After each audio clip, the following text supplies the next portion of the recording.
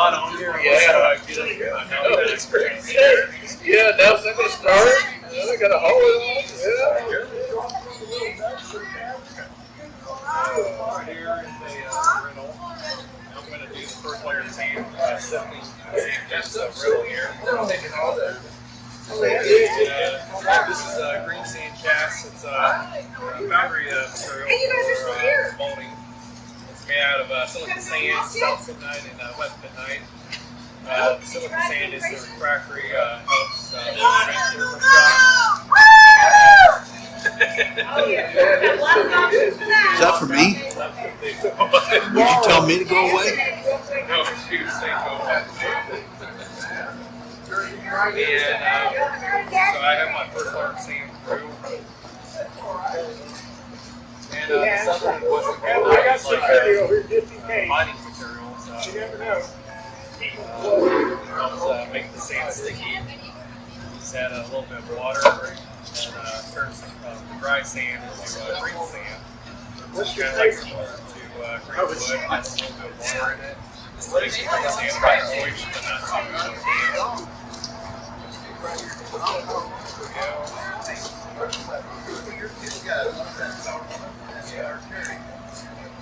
My first layer of sand. This gives a smoother cast look.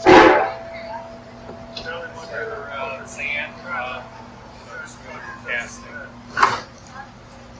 I'm going to add my second layer of sand. First layer. I'm trying to talk them into it and they just scared. How about powder keg? It just takes off. I told them it's pretty much just like thunderation is a little bit faster at the beginning. You ever speak like you need a jet That are just all dirt. Sand. I'm going to simply press the green sand cast to something a bit more solid. I have to do that on a larger surface than the sand. So there's a hand hammer, you got the flat end and you zero in. This gesture here is known as ramming up the sand. Yeah, I put it in mine now. I'm going to work my way from the corners. That of the center. This helps prevent the sedimentation of the mold.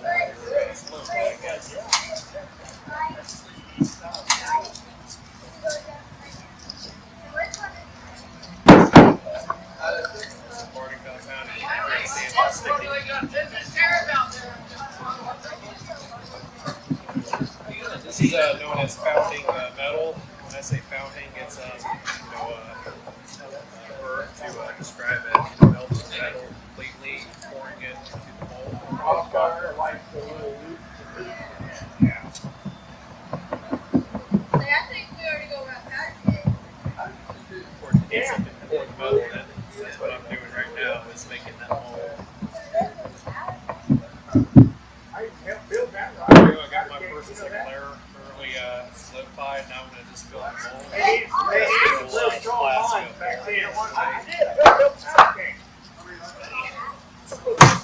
Cameras and all that stuff that's necessary to build a really good ride. Yeah. Thank you. Come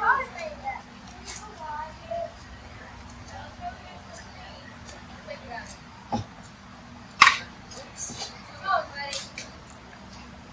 Get powder keg right. It's a good ride. Right to that. Heroes adoration. Powder keg. Powder keg. I'm going to ram up the final layer of sand at the flat end of the hand rammer. Work my way through the corners. That of the center.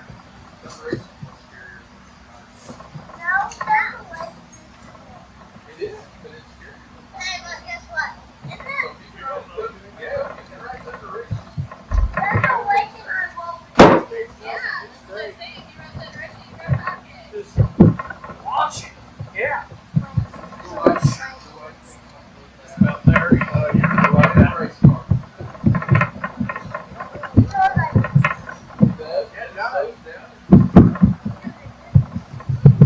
Go up. Here we go. Now, it's only rimming up the sand. I got a massive sand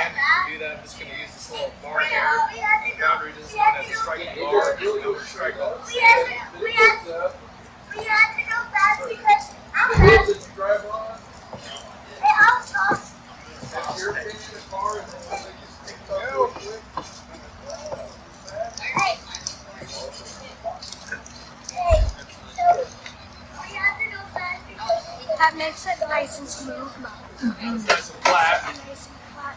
That way I can put the whole thing over. Go at it for me. Think something how it is. Work on the other half of the ball. Have a full geometry or geometrical copy of patterns. Need a piece of mold. Now he's flipping Instead it. of casting into an open Yeah, well,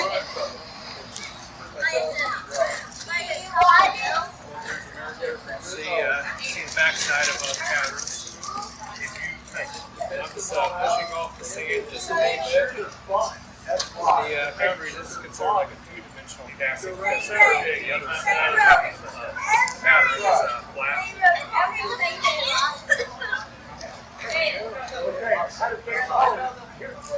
Grab the bellow. Allow me to shake one of sand.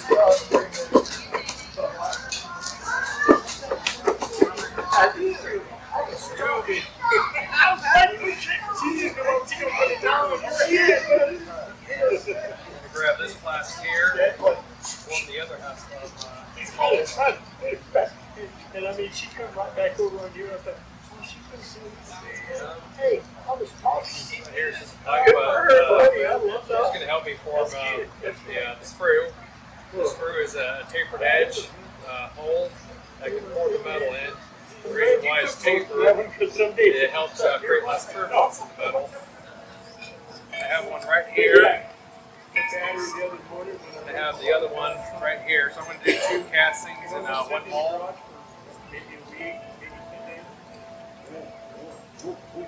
These are just little bars to prevent the sand from collapsing. I pick cope side up. Speaking of cope, doing a 2-piece mold, and the other half, the bottom half, is known as the drag, while the top half is known as the cope. There we go. Okay, just on the sides. Trying to get it where I have room for my gatings. Right here is again hardened compound. Keeping the 2 sides of the mold from sticking to each other as well as the pattern. Just really fine crushed sand.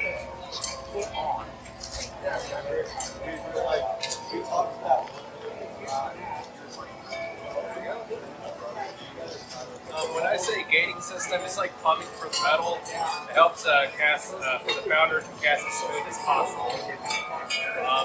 The smoother cast creates less turbulence creates less porosity. This riddle here is just the backside of patterns. This sets the first layer of sand through. This gives a nice seal between the 2 sides of the mold. Helps prevent flashing. Flashing is just a term where the metal seeps between the 2 sides of the mold.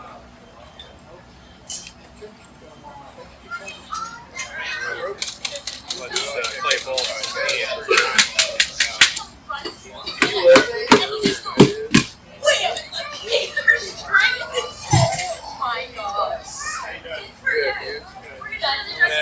And my second layer of sand, pretty much the same as I did with the drag.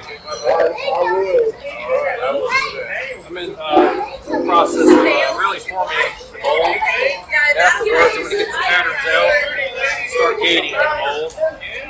And the gating system is like plumbing for the metal to help the founder cast as smooth as possible. Again, I'm going to use the hand rammer, ram up the sand, work my way from the corners.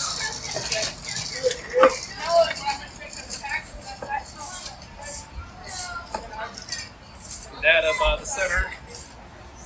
And this helps prevent any centrifugation in the mold, like little cracks forming and whatnot.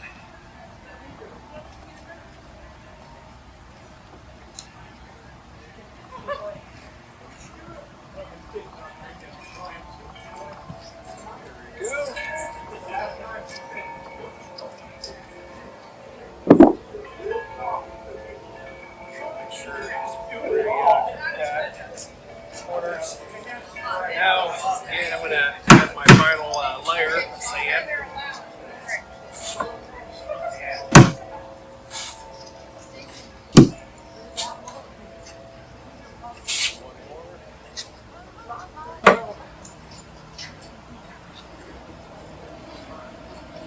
Use a smaller hand rammer to work around the tight corners here.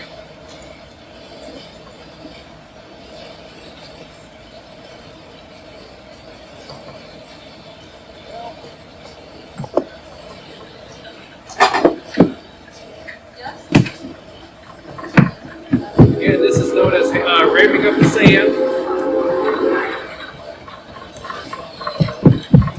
For pounders to solidify their molding materials.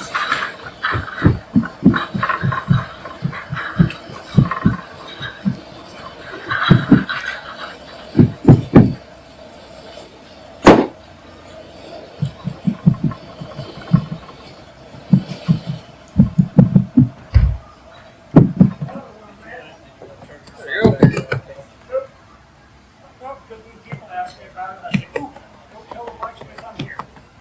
Now, I'm relying on gravity to be the main force to push this metal in.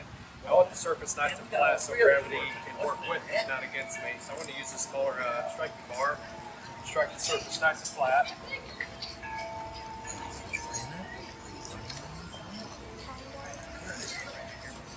Michael was playing this. This is very good for me. Come in the shop and see all these things he makes. He does.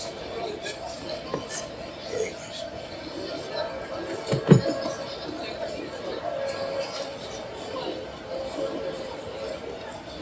I'm going to get these little pipes out. So I got my two screws.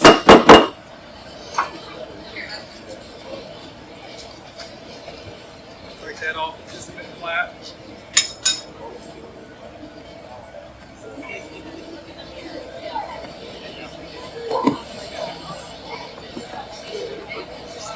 I'm pretty much done forming my mold now. I'm going to continue gating it. To do that, I'm going to use the slick and spoon. You got the spoon side and the slick side. And I'm going to form the pouring base into that of the screw.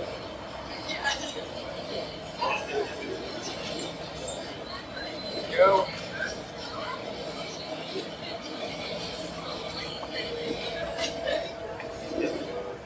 Again, there's a mirror here for you all to see.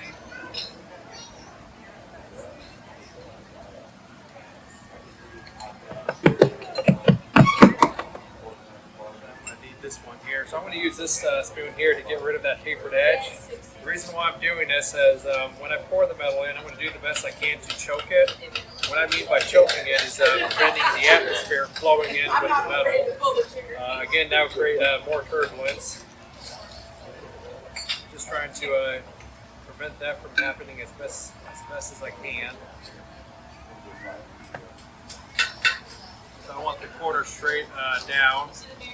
Tapered edge that can allow the metal to slide on out.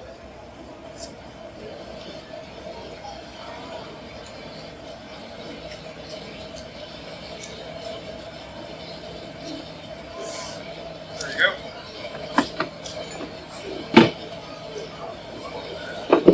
Now I'm going to bring the coat side out and get the patterns out. Go, buddy.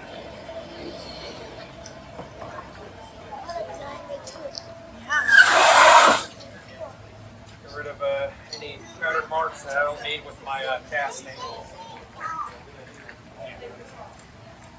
Got little two holes here. I'm going to keep that because this gating system is known as little wells or chokes. The idea is for any loose sand particles to be collected that way.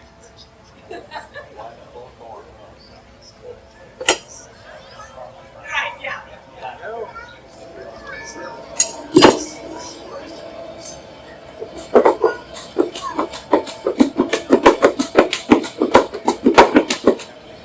I'm just going to add a little bit of water to the ends of the cavity. This reactivates midnight and make it sticky again. So when I pick the pattern up, any parts of the ends of the cavity, That goes up with the pattern. I can just pat it back into shape with the slick spoon.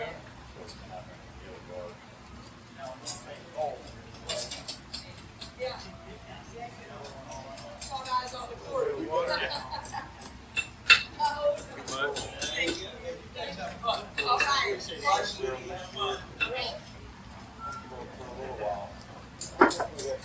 I'm just going to take a chisel and rod and just kind of move the pattern back and forth to help loosen it up.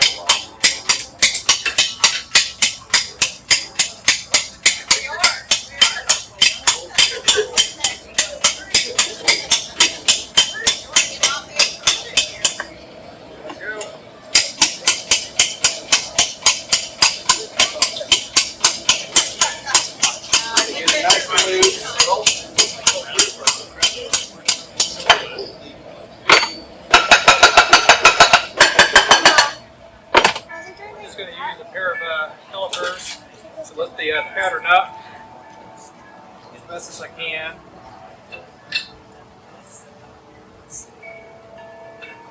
Shoulders.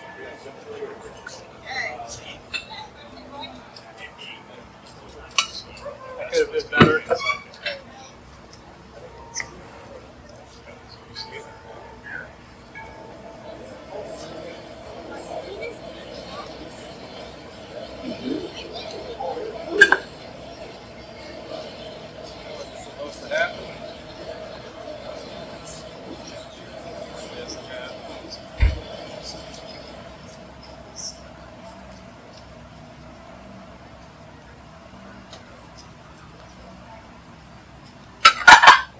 All goes well, I'm going to have cast copies of patterns.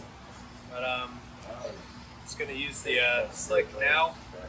Just pat down in the loose sand.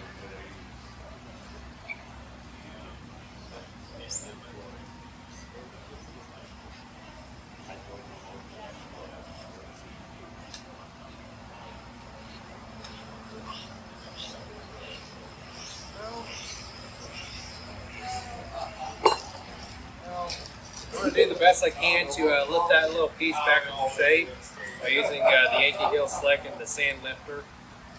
I wouldn't do that again. I'm done. Perhaps add a little bit of water.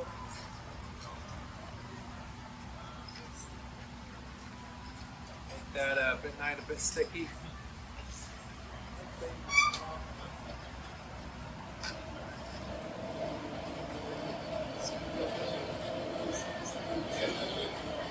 Use your fingers too.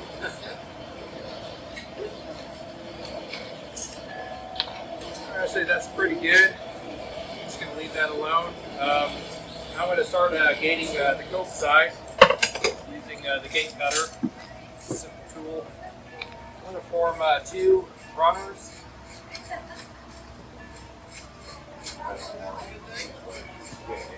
Saw that.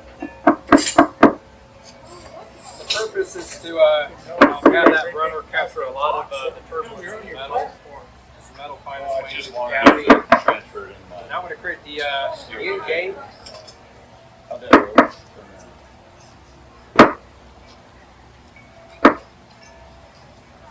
You drew this down before? Same thing here. There's problems. Yeah, I think it's split.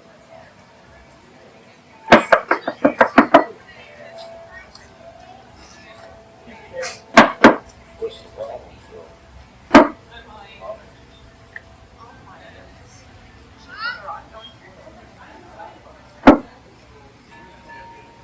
Alright.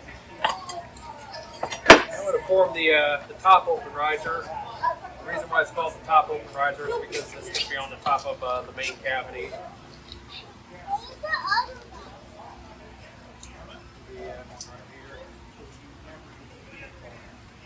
The reason why I'm adding a top open riser is the main emblem of the masonry symbol is pretty thick compared to the rest of the cavities.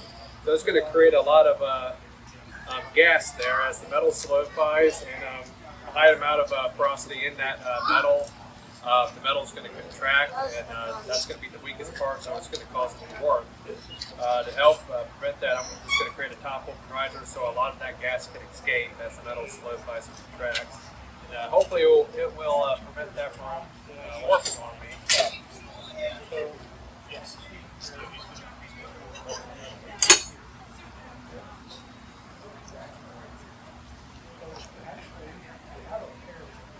Just using this pipe here to cut through the scope side.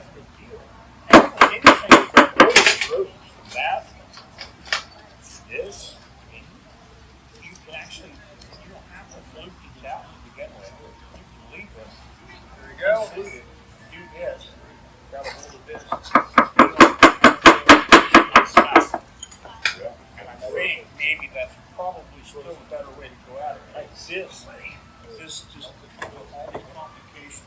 Now I'm going to add mass to the open riser. The larger the open riser and the closer it is to what it is that you're trying to prevent from having that porosity developing, the more effective it's going to play its role. I'm trying to keep the bottom part fairly narrow. That way it will be a bit easier to cut off.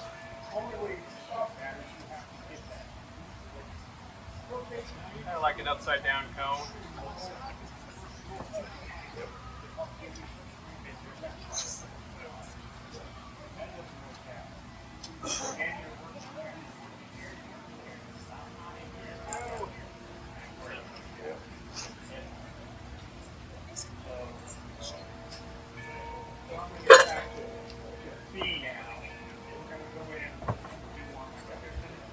Lastly, I'm going to form little vents so that extra gas can escape as the metal fills in the cavity. To do that, you can use the little vent wire here. I'm going to use something a bit thicker because I want plenty of gas to escape. If not enough gas escapes in the cavity, that can work against the metal filling in that cavity and prevent the metal. What it will do is create what we call cold shuts. That is to say the metal doesn't go in the cavity all the way because of the pressure in the cavity. So to relieve that pressure, I'm creating little vents for that gas to escape.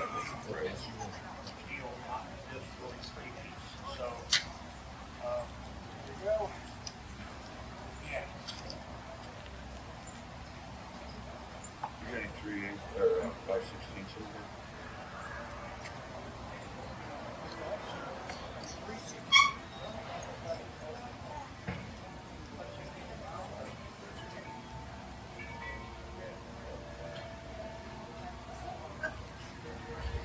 Of course, one for the end of runners.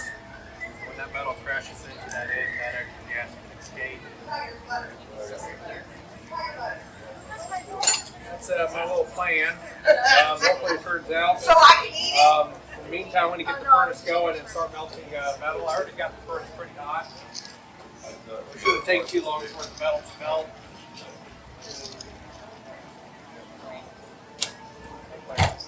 Cast aluminum starts melting. Well, I mean, it's like 90% aluminum. So theoretically, it starts melting at 660. It's completely liquefied at 1220. For this kind of casting, I think I'm going to bring it up to 1330 to 1340. Hopefully that should do it.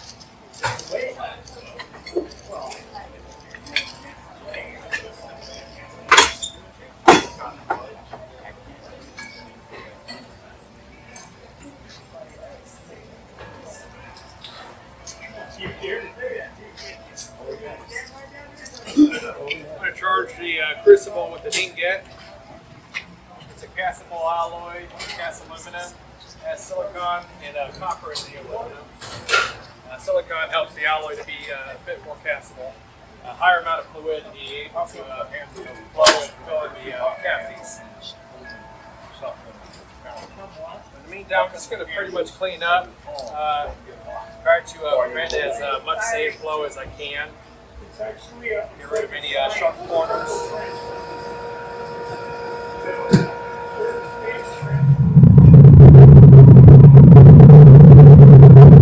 It's a great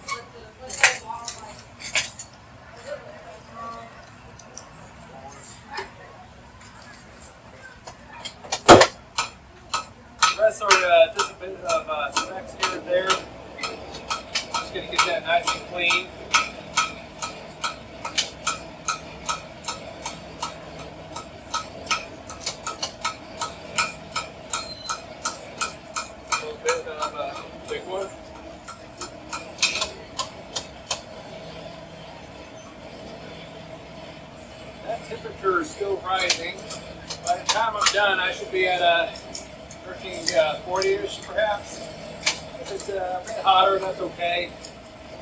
Kind of like Marksman shift working with this furnace. That's my first casting here. What is that? That liquid?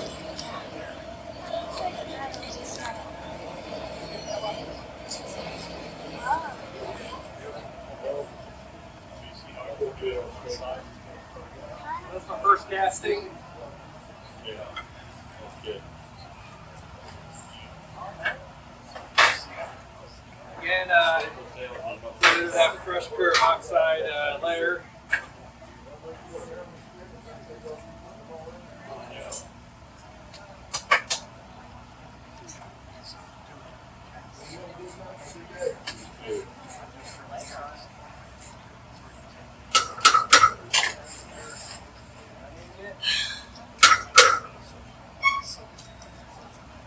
I need to go to a trash. There we go. I want to see if I'm still above 1330. I got mine done. Do I win? It's hot enough. She's not listening to me. I got mine done. Do I win? I'm sorry, what? I got mine done. Do I win? No. Oh. That's not fair.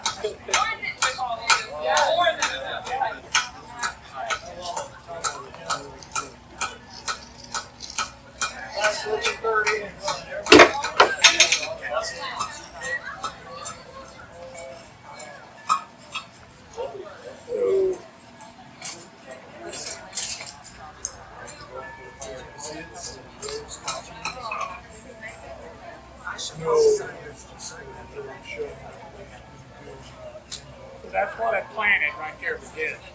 Oh, that's what started doing. I planted that. Yeah, and so and then I cut it off and I went ahead and hammered this out, but you can't really hammer back up here. So you're only covering just like that much of that. So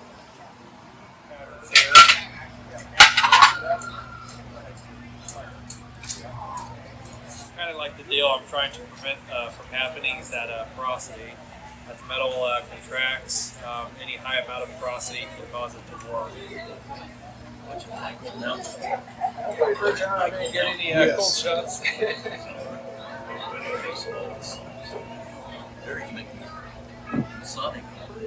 That looks nice, Mike. Oh, Those are gonna be nice. Those are the ones that you paint blue and silver then? Yeah, blue, silver, and gold. Yeah. Looks pretty good. Yeah, no steam burns at all. There you have it, green sand casting in the foundry.